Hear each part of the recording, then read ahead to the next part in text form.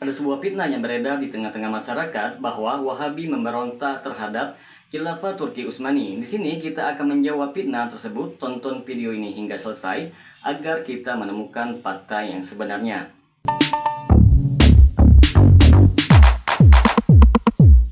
Assalamualaikum warahmatullahi wabarakatuh. Berjumpa lagi dengan saya Rio Mulyadi di channel Manhaj Dakwah. Pada episode kali ini kita akan membahas tentang fitnah Wahabi yang memberontak terhadap Turki Utsmani.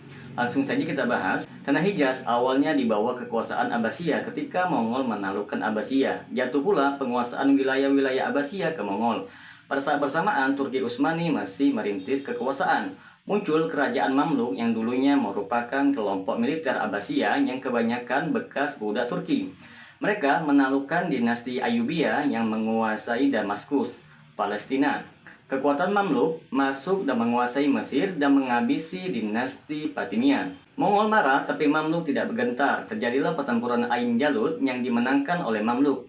Secara de jure semua kekuasaan Mongol jatuh ke Mamluk, termasuk Hijaz yang kemudian dikendalikan dari Kairo, Mesir.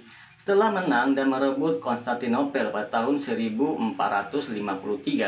Turki Utsmani memperluas kekuasaannya. Pada tahun 1517, Turki Utsmani mengalahkan Mamluk bahkan menghabisi kekuasaannya. Lagi-lagi Hijaz berpindah tuan, namun penguasaan Mekah tetap berada di tangan keturunan Al-Idrisi. Namun statusnya hanya penguasa lokal yang menginduk ke Kairo. Wilayah kekuasaan Turki Utsmani tidak menguasai seluruh wilayah Hijaz, tapi hanya terpusat di tepian barat Jazirah Arabia. Bagaimana dengan wilayah-wilayah yang lain? Wilayah yang lain dikuasai oleh suku-suku tentara masing-masing. Suku-suku ini terkadang saling berebut wilayah. Salah satu klan tersebut adalah klan Saud yang kelak menyatukan seluruh wilayah menjadi Saudi Arabia.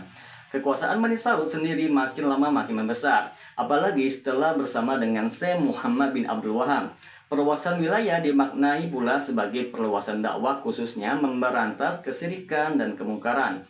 Bani Saud berhasil menguasai sebagian besar Hijaz hingga ke Irak. Meluas pengaruh dan kekuasaan Bani Saud ini membuat wakil Turki Utsmani di Kairo khawatir. Akhirnya di tahun 1818 terjadi pertempuran antara pasukan Turki Utsmani dengan pasukan Bani Saud. Kekuasaan Bani Saud dihabisi, jadi perlu dipahami perang tersebut bukan karena Bani Saud mengambil wilayah Turki Utsmani. Di tahun 1824 Bani Saud mendirikan lagi kekuasaan di Najd. Tapi ini pun dihancurkan oleh klan Al-Rashid. Klan Al-Saud pun diasingkan. Pada tahun 1902 klan Saud kembali dari pengasingan dipimpin oleh Abdul Aziz Al-Saud berhasil menguasai Riyadh dari klan Al-Rashid yang merupakan keturunan penguasa Jabal Hamar. Inilah cikal bakal Saudi Arabia.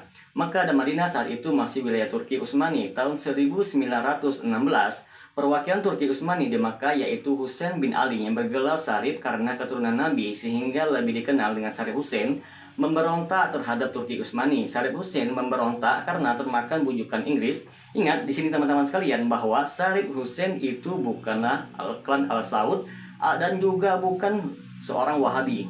Terjadilah perang antara Syarif Husain dengan basis di Mekah dan Turki Utsmani di Madinah hampir 3 tahun. Kedua pihak bertempur, pemberontakan Syarif Husain gagal, namun Turki Utsmani makin lemah, apalagi setelah kekalahan di Perang Dunia yang Pertama. Tanggal 3 Maret 1924, Khilafah Turki Utsmani dibubarkan. Tanggal 10 Januari 1926, Abdul Aziz diberi gelar Raja Hijaz. Tanggal 27 Januari 1927 diberi lagi gelar Raja Najd. Tanggal 18 September 1923 Abdul Aziz menyatukan Hijaz dan Najd.